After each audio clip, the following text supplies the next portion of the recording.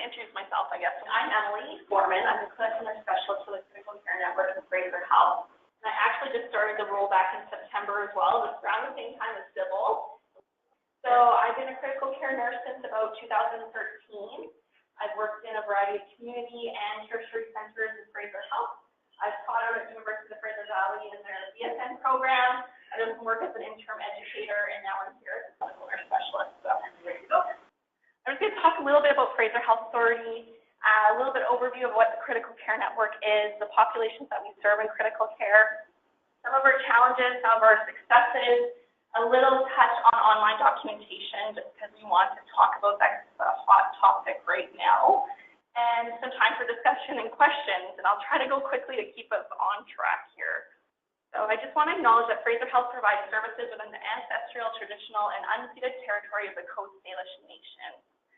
And we're actually one of the largest health authorities in BC, not because of geographical location, but because of our population. We serve over 1.8 million people.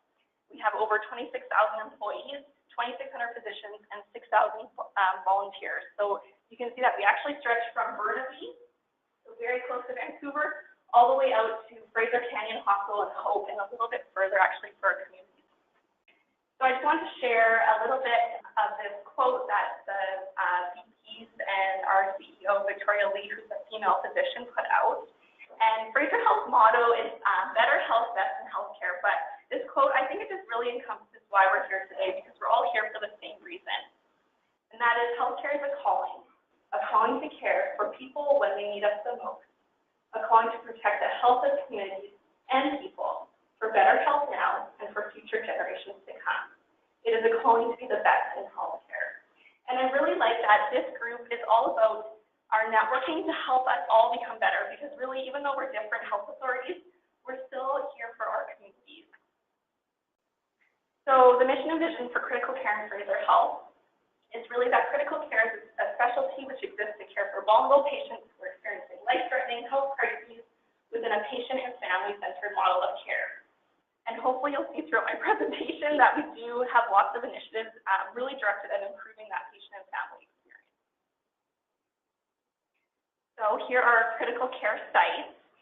Lana spoke to us a little bit about the critical care working group. And what they did many years ago is they actually developed definitions for the different levels of ICUs so that all the health authorities would have, a common language of how they describe an ICU. So we have 3 tertiary centers. And tertiary centers essentially provide intensivist-led care for complex patients requiring support for multi-organ failure, and they have specialized services. So each of our tertiary sites kind of provide a little bit different specialized service. So for example, in New Westminster, we have Royal Columbia Hospital. They provide all of our cardiac services as well as our neuro services. In Surrey, we actually provide mostly thoracic surgery as our specialty. And Abbotsford provides vascular surgery, as well as their level 3 trauma center, where New West is our level 1 trauma center. We also have 1 intermediate ICU, and they actually provide, intermediate ICU care, but no specialized services. So if a patient needs dialysis there, they would be transferred to a tertiary site. And we have 4 community ICUs. So they provide, basic life support, mechanical ventilation for normally 24 to 72 hours. And then if the patient needs, ventilation or pressors longer than that, we'd like to transfer them to a tertiary site. Now, one of the challenges we're facing is that we're having a huge population of critically ill patients. Our population in general is getting older. They're having more comorbidities, so people are requiring more critical care services. So we're actually supporting patients longer at community sites than the initial intent. And we also have 3 high acuity units, and they're all lined up at our tertiary ICUs. So we actually have 80 ICU beds and 42 high acuity beds in Fraser Health. So it's pretty big. So I was really hoping one of our educators from a community site could speak today, but she wasn't able to make it. So I'll just kind of echo some of our words about being a nurse in a community center. And what our community centers are like is it's really all-in-one nursing. You have to know about ICU patients, you have to know about high acuity patients, cardiac patients, and often your patients can become unstable and you're stabilizing and transferring at the same time. So you have to be really autonomous, independent, you have to be proactive, And there's times where you're calling, a physician who's at home to come in and see the patient, and you really have to be able to describe what's going on and maybe start some interventions while that physician's on the way. Also, our community sites only have one RT at nighttime. So at night, your patient needs to be weaned and the RT is down and emerged seeing another patient. You're going to be making those changes on your ventilator. You're going to be maybe weaning or increasing support depending on what's going on with your patient. But the major benefit of working at a community site is that everybody knows each other's names. And it's not just the people in your unit. They say that even the leadership, the executive director knows the frontline nurse's name. So it's really that community family feel and that they work together like a team. So this is actually a picture from the Royal Columbian Hospital Foundation. And it is the critical care transport team that has airlifted patients over to Royal Columbian. But one of the biggest challenges the community nurses face is often they have to transfer patients. So if you think back to that map, Chilliwack is our furthest out ICU. Way out over there. And at times you're transferring to New Westminster, which is a 90-minute drive. It doesn't seem like a long time. You normally go lights and sirens with a deterrent patient. But when you're the nurse and the RT jumping in the back of that ambulance, and your patient's unstable, you have your order set, you have your bag of drugs, you have to be very autonomous, and you often are almost running a code or resuscitation in the back of that ambulance until you get to New Westminster to the cath lab. So it's a very common occurrence to provide patient transport, and we don't have a heart team. So our biggest challenge in Fraser Health is making sure that patients are in the right place at the right time, the right level of care. And I kind of joke, it's like the 3 rules of real estate. Location. You want your patients to be in the right place for the service that they need.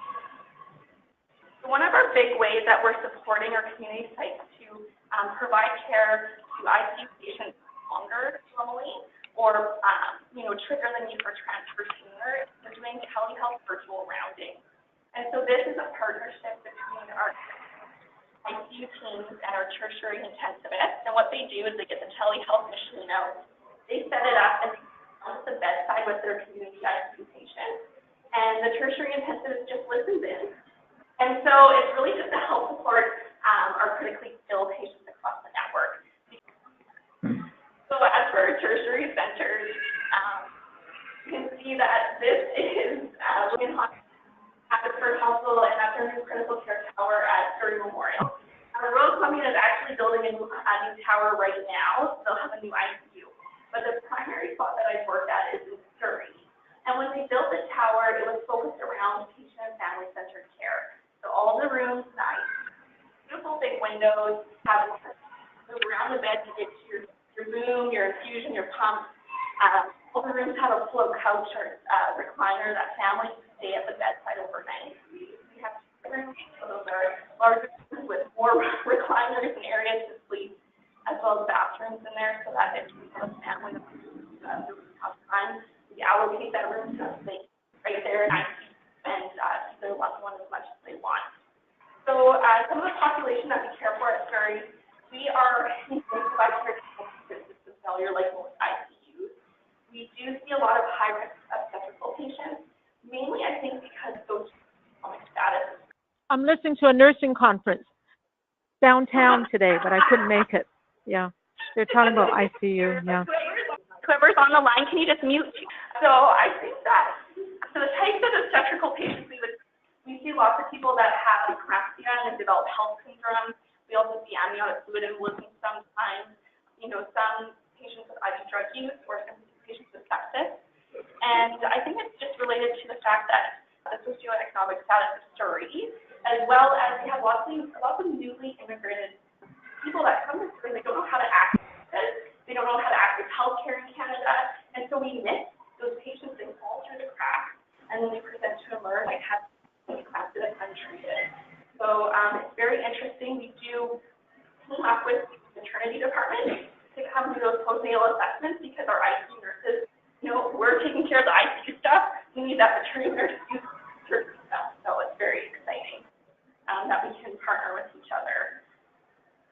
Some of the other patients that we see, we do early proning, we do lots of CRT.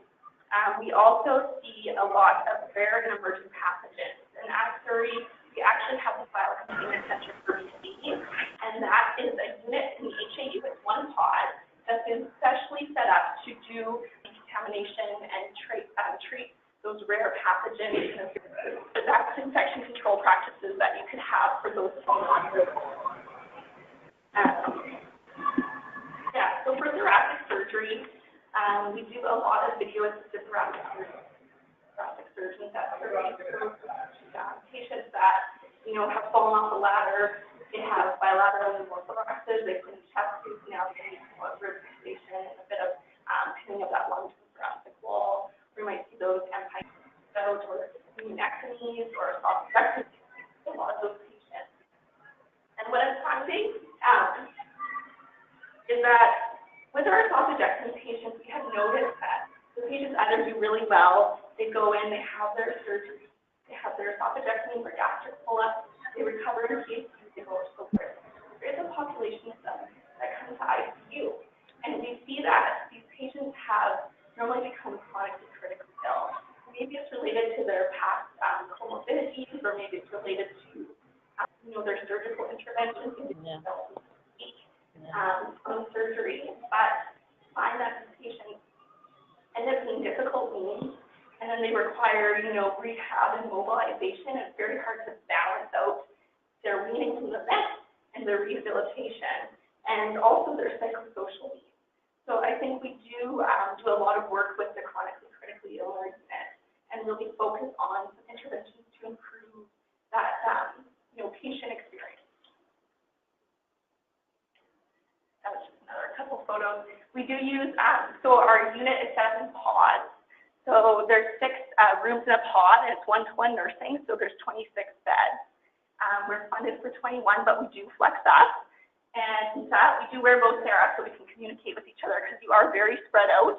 So you do call and you're walkie-talkie to each other to get help when needed. And that's a workstation on wheels, so the physicians use those to roll around to each bedside to do rounds. So one of our first interventions to improve that patient experience is the pet therapy program, and that is Mikey and his owner Joy. And I think this is for patients, families, and the bedside nurses, because it really just brings a smile to everyone's faces when you see a pet in the ICU. We do try to bring in patients' pets if we can, like let them have a visit, because for patients that are awake on life support, it's very boring. It's boring to be in those beds all day. You're trying to wean, but you're bored and you have no motivation sometimes. So pet therapy has been a really successful program for us. Emily, what does infection control say about that? I'm just curious. I don't know. It's fine. The pets, and I feel like I would be more worried about my dog walking on the floor in the hospital. But when people bring their home pet in, it's so I think that helps people heal, and we forget that. It's so important for the emotional and psychosocial health of a person. So, anyways. So I can help you with that. We work very hard with our infection control people, and we've come to some very good resolutions that provide for good infection control and also visits.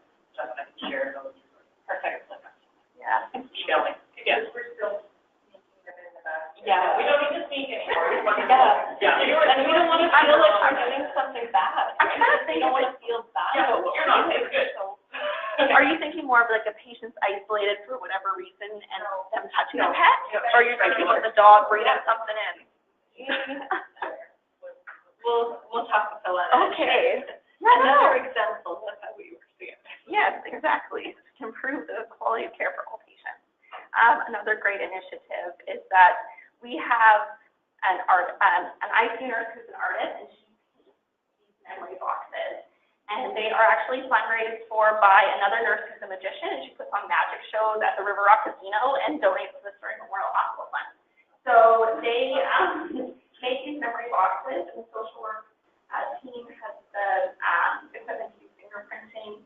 They'll print off an ECG strip and a lock of hair. And the only downfall from the program is it's only for kids whose parents or grandparents passed away in the ICU, where I wish it could be for everybody, because I think it was so important, but there just isn't the funding really for it.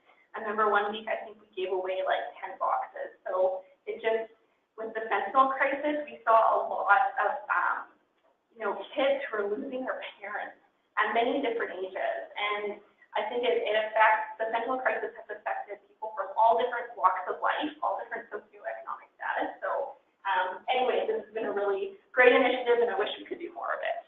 Where do you get your funding? So this was actually from the Surrey Memorial Hospital Foundation. So when she does her magic show, she gives it to them, and then they kind of allocate some of the funds. They don't get all of it, and that's how it's been done. But she's raised, I think, almost $30,000 through that. It's a very big show. So yeah, she spoke at the Quality Forum here. We've also done a lot of work on pain, agitation, delirium, immobility, and my favorite, sleep. So I think that in the glamorous ICU nursing world, we're taking care of drips, we're taking care of machines, our patients sedated, they're prone, they're paralyzed, but we can't forget about the importance of day-night routine. Turning on those lights all day, even when your patient's sedated, turning them off at nighttime, making it quiet at nighttime so people get rest. I think we need to pay more attention to that and realize that that is like the sexy part of nursing, is really caring for the people in that bed. So that's my feel on that one. We also have a great group of clinical nurse educators. Clinical nurse educators, and they put on a critical care conference every year for our ICU and HAU nurses. And this year we had a physician partner speak who had critical care experience at Chilliwack and then transferred to Royal Columbian, and it was just so amazing to see someone who survived our care and was able to tell us all the wonderful things that we did. And so they're great days. They engage speakers from all over, from Alberta, from anywhere we can get a good speaker, so it's very fun. We also do 2 regional skills days, 2 for ICU, 2 for HAU, and it's all focused on just learning skills. So we do Minnesota tubes, rapid transfusion, target temperature management, lots of different topics, and it's at the UBC Sim Lab in Surrey Hospital. And we do have a simulation program similar to Interior is not traveling yet, so at our big sites. And they're working on right now a regional strategy of getting sim dolls and equipment to all of our sites so that we can all do sim education. And when I was working as an educator in HAU, we did sim every Tuesday. Similar, funny, it's Tuesday, the day. But we would actually just call ICU would call us, and we'd let each other know, okay, we're running a sim at 2 o'clock. Everyone in the odd room has to come down or whatever. So we try to just like force function. And it's just a really fun way to keep people learning. So, and now as I transition into my clinical nurse specialist role, so the critical care network is all those 8 sites, all those 3 high acuity units, and I'm responsible for quality and practice in all those sites. So I'm kind of spread thin, but what I really like to do is harness and share all the good quality work that's happening in our region so that sites can learn from each other. And it's kind of like this group, learn from each other. So we do a newsletter, and I just focus on quality, any successes we're having, any staff acknowledgements, and just share that every quarter. So Meditech, we are moving to the Meditech system. We have had one site live for quite some time now, Abbotsford, and it is a very interesting system. The nurses that are on it do like it now that they've learned, but it is fully integrated. So say you need to look up a clinical policy or procedure, you can link right to it. So you click on it while you're doing your online charting. So it is fully integrated in that sense that it has quick and easy access to resources. There is still some hiccups and some, functions that are slow when you're charting or that sort of thing. It does let you know if you're overdue for charting on something, so it will flag red. So say you're supposed to do your vitals every hour and you're past your hour, it'll flag up. So we'll see how it goes. We're hopefully upgrading to a new system that will be fully integrated, so obviously vitals will pull directly into the system, because that's not happening right now. You still have to actually document your vitals and that sort of thing. So I think there's lots of room to grow for this one, but it's an exciting start. I was going to show a video. I'm just wondering, how's the time? 14 minutes. Oh, okay. I don't know if the sound will play, so will it? Ooh.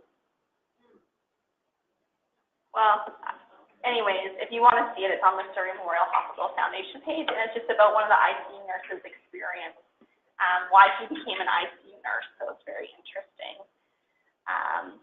Yeah, that's okay. I don't know. You can just leave it. That's okay.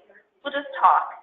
And the last slide was just some pictures of our community. So we have beautiful White Rock, Chilliwack Valley, some beautiful lakes if you haven't been there. Yeah, check it out. Check it out. Check it out. Any questions? Anything you guys want to talk about from the day? I think I don't know.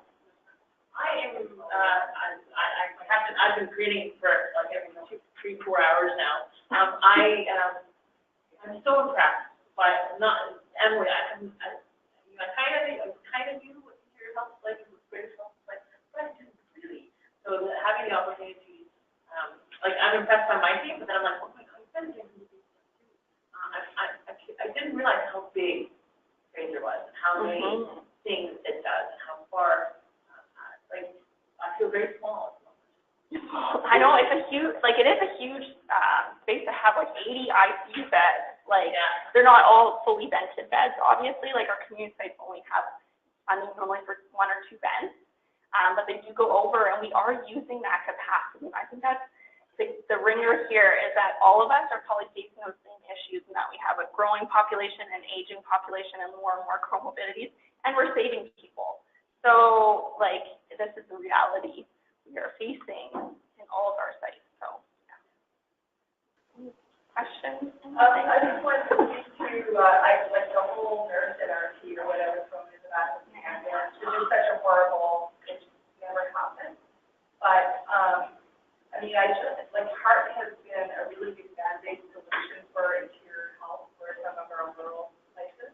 But for me, emergency, like it's the CCEHS, has not been funded properly for this province. No, not at all. Ambulances with basically first aid and like basic life support responding to a trauma is inappropriate, really. You wouldn't get away with it in a lot of other provinces in the country. And heart has filled the gap, but you have to remember they're based in our region, like 4 of our sites. So for that 2 or 3 hours they're trying to get to that patient, you have that single nurse or family doctor who's in the emerge trying to manage the patient waiting for her to come and then transport again. So it's like, I agree. I know you said you wish you had a heart or whatever, and I agree it's a great band-aid, but I actually think it doesn't fix the system. It's a whole provincial issue, really. Heart kind of enables the government to be okay with lack of funding. That's always not my okay. concern, like when other health authorities think, oh, heart's the answer. It's like, no, yes, you have to have a proper PCCHS response. Yeah. Because unless you have heart where the patient is, you still have to get them there, right? And like getting them out there is hard. And keeping a nurse competent in these smaller rural or regional hospitals is hugely challenging, right? Yeah. Like even in Trail, we have an ICU there, but it's like 25% ventilation rate, like low. community small hospital. So that's where you maintain your skills. Like I see challenges. So anyway, I just wanted to. Yeah, and I think that problem. it's a huge problem. And even Fraser, we're so close. Like we are closer than interior. There's a rare day that we have snow impacting the transport and that sort of thing. But it's still a big issue. Like critical care transport, we have that service, but we don't get it. It's limited. It's limited hours, limited cars, and so we are transporting a lot of patients. And maintaining competency at our community sites can be difficult. When we do, train these ICU nurses, they want to work at a tertiary center, and I get that. They might be sponsored through BCIT, work at a community site for a year, and then go to a tertiary site. So we have lots of gaps at our community sites for staffing, and also the ability to maintain competency on these really unstable patients that have to be resuscitated and then transferred by that same nurse. So they're kind of those complex system issues that it's hard to strategize around it. I think hopefully telehealth will help like our telehealth virtual co-running program will hopefully help build that internal competency at some of our community sites. Not saying that they don't have it. I think we just need to strengthen it because they are seeing a sicker population for longer now because of our capacity issues. So I think, yeah. You've seen some of the programs in Ontario. They have in Northern Ontario. It's a virtual ICU, and it's actually a room set up with all these monitors, and it's staffed by a critical care nurse in the critical care unit, like in the business footprint. And there's a physician for the room, like he may be doing the same clinical assessment for the room. And they actually are monitoring patients all in these smaller hospitals. Oh, wow. And then, so they do their rounds, but it's actually 24/7 monitoring. And they will make decisions of, it's time to transport. Like, yeah. You're now at your capacity, you need to bring the patient in. They won a big award for it, and it was like really a really innovative way to try and, number one, keep people in their home community and support the hospital that's there. But number two, get that expertise spread outside of that. And that's huge, right? And that trigger for transfer.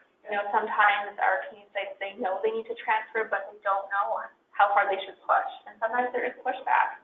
It is a large health authority. You only have so many beds. If your ICU is full and you don't think that person is very sick, you might say no. And it's that voice on the other end of the line knowing how to advocate correctly. So I think just having that other tertiary intensivist involved to make sure that picture is seen in an appropriate way. Yeah, that's interesting. Do you want to do closing comments or further discussion? Anybody? Okay. All right. So I just wanted to say on behalf of CACCN and the board members here today, we want to thank everyone for coming together to share what we've been doing across the province.